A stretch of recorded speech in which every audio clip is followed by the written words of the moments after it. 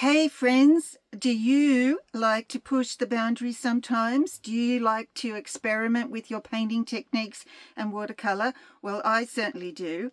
And I'm really excited to be sharing with you today a product called Aquapasto. And this, my friends, is a game changer. I've explored heaps and heaps of ways of using this. We're going to run through everything and some practical applications too. So let's get going. My name's Annika, and today we're looking at Aquapasto by Winsor Newton. I'm not sponsored by the company, it's just my experimenting and findings. We'll be looking at what it actually is, and then a direct comparison painting with it or without it, some practical applications, and then we'll try it on different papers and my conclusion at the end. I'll be using my 1/2" Art Basics brush, a palette knife, another palette knife, a fork, and a whole bunch of clay tools, clay modeling tools. It doesn't matter what you use, anything will work. And I have my Aquapasto. I'll be using Daniel Smith paints and some Bao cold press paper, and I have a little bit of smooth paper here as well. So let's get cracking. Aquapasto is a gel-like medium. Just putting some on the paper here. It looks like that. It thickens the paint and reduces the flow. It's translucent, slows down the drying time, and increases transparency, which when you add it all up, it's ideal for creating textures and marks in your watercolor painting. For our first experiment today, I've drawn up 2 squares. I'll paint one with just watercolor and include mixed in Aquapasto for the other. I've squeezed out a little blob of the Aquapasto and I'm adding in some permanent alizarin. You can see just how thick and pasty it is. I'm going to add a little bit more water to it, and it's very, very creamy, which is great. Now, I want to keep these variables as similar as possible. So with another brush, I'm going to mix a little bit of alizarin crimson, add a little bit of water to each. All right, so this first square over here, I am going to paint it in with normal watercolor, normal water, nothing special. Well, it is special because watercolor is special. Okay, there we go. Now, in this one here, I'll just get back to this brush. It's a little bit pasty. And you can also see it goes on very dry. So, it's great for a dry brush technique. Here we have watercolor only, and here it is mixed in with the Aquapasto. I am now going to pick up my palette knife and give this a scrape. And as you can see, it's not ready yet for scraping because it just hasn't sat long enough. Do the same for this one. And as you can see, it's been a lot more successful. Now this is cold press paper, so it's very textured.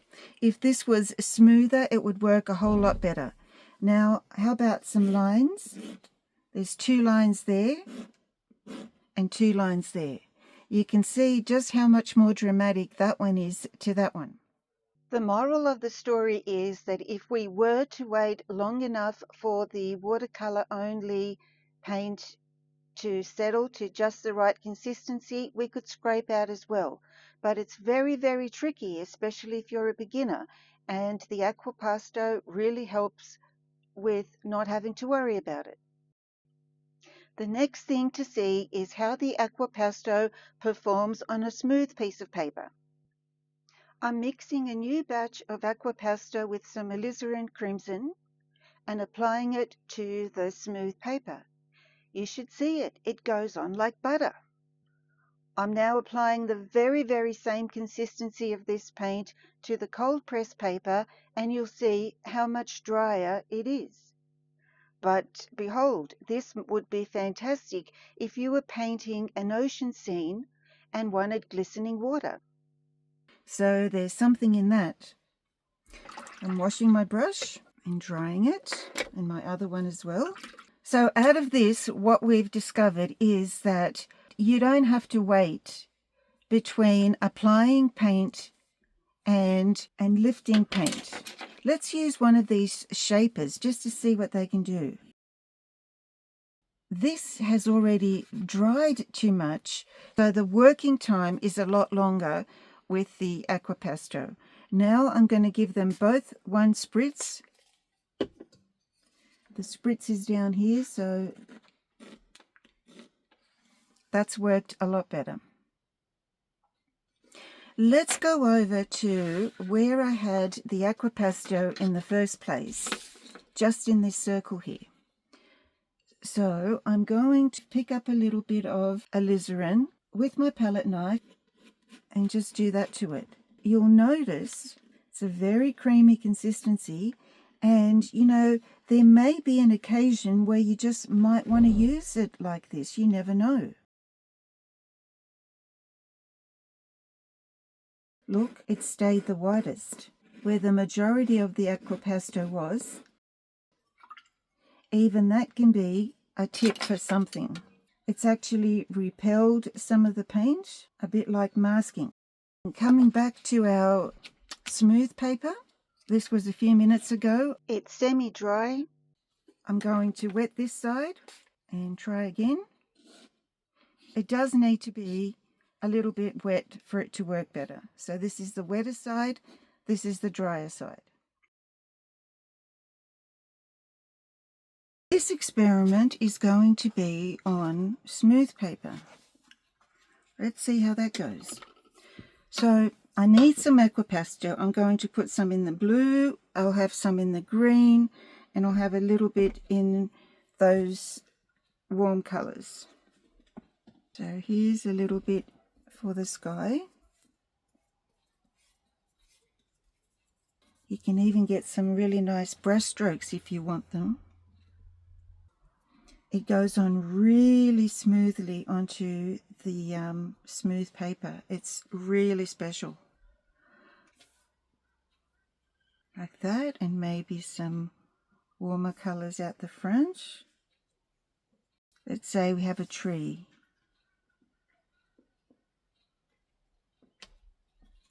Australian trees often look like this. Let's see if I just dab in some water, see what happens.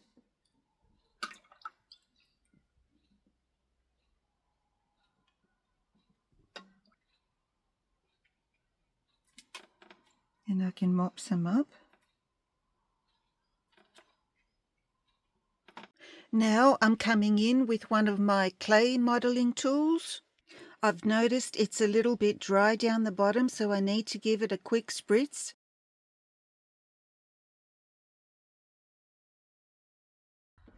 It does still have to be a little bit wet for optimum results.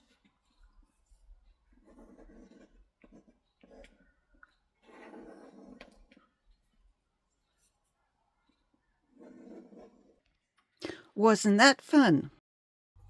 Now you don't have to have a clay tool. Let's just do it with the palette knife.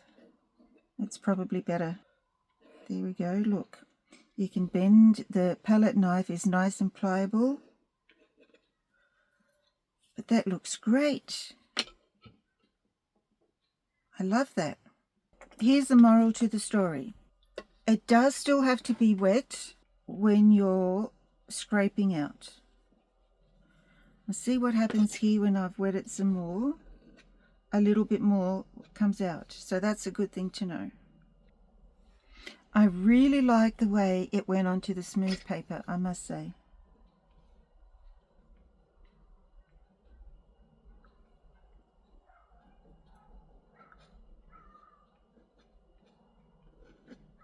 And then let's add some paint down the bottom here, just like that.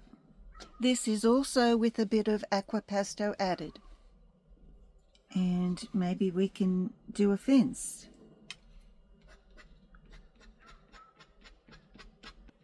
The tops of the trees there are very wet. I'm going to add some salt to the very top area where there was more water, and let's just see what happens.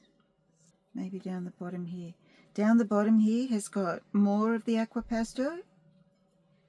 Let's see what happens. Now let's try painting some field grasses. This first part with the yellow-green is just watercolor, no Aquapasto. When the sheen goes off this, and it's only been water, I'll scrape in a few grasses. Let me have a test. No, it's still too shiny, so we'll just have to wait. Let's have another go. When the sheen goes off it, not having Aquapasto works as well. So that's great. It's just that you have to wait longer.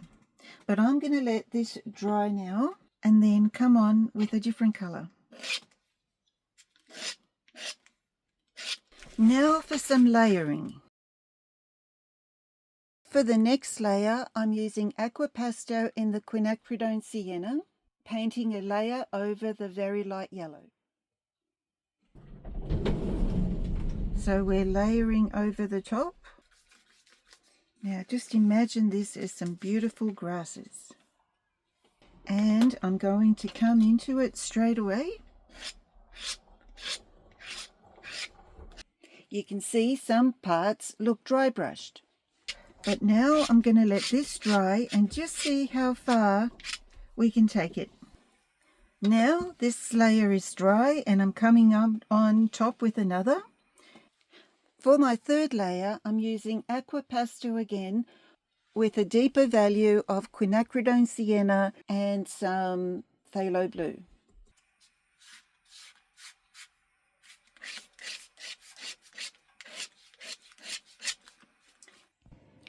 I've mixed a much richer, darker value of the quinacridone sienna and the phthalo blue for rich darks, and am negatively painting around some of the grasses. And give it another few little scrapings. Layers beautifully as well. Put in some reed tops. And could even put a bit of splatter down the bottom. And we'll see how it dries. Now let's try one more little thing. How about a cottage? This first layer for the cottages is just watercolor, no Aquapasto. Quinacridone sienna into the background. Some cobalt blue into the sky. And then into the foreground, some green grass.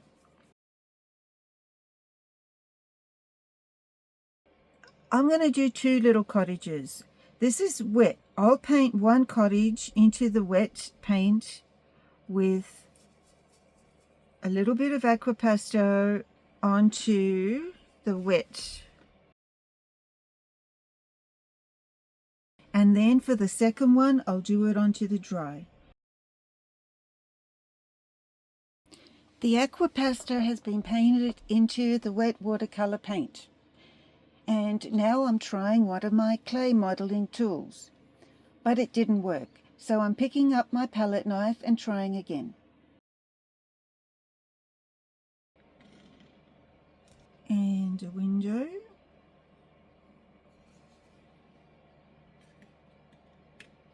And a roof.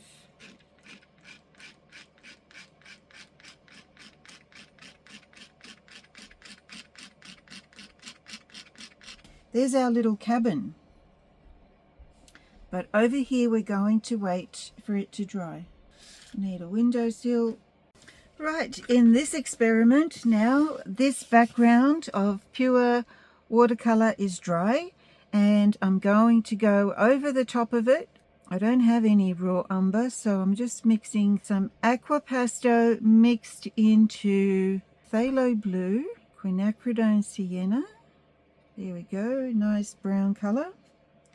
And I'm going to, it's quite dark, isn't it? Well, it's dark because it was dry underneath. So now we can make a roof line. Okay, and now let's try it straight away into the paint. I can use all sorts of tools, doesn't matter what I use, whether it's a clay scraper. Let's make a window and a window sill.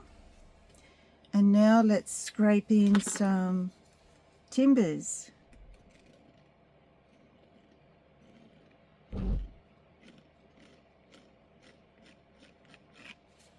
Yeah. And a frame around the window. And maybe some a corrugated roof.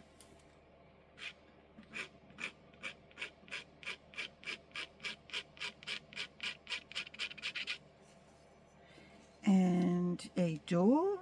That'll do. We could always put in a person inside the house. How about using a fork? So you can see that the options are endless. My conclusion is that I'll never want to be without this medium. How about you? Could it help you paint glistening ocean water because of the dry effect it has? Or trees or fields of grass? And what about textures of bricks, timber, corrugated iron, and a whole lot more? It stays transparent and it doesn't dull the colours. It's slow to dry. So all these qualities can help both you and me enjoy our painting even more. Remember, it needs to be a bit wet for best results, and you can easily re-wet with a quick spray. I love it best on smooth paper, and that's just me. Give it a go if you like, and if you found any extra uses, let us all know. I hope you've enjoyed this demonstration of the Aquapasto, and if so, you may like to see this video where I use the Aquapasto towards the end of the video for the vine. It really helps to bring it out. So thanks for watching and see you next time.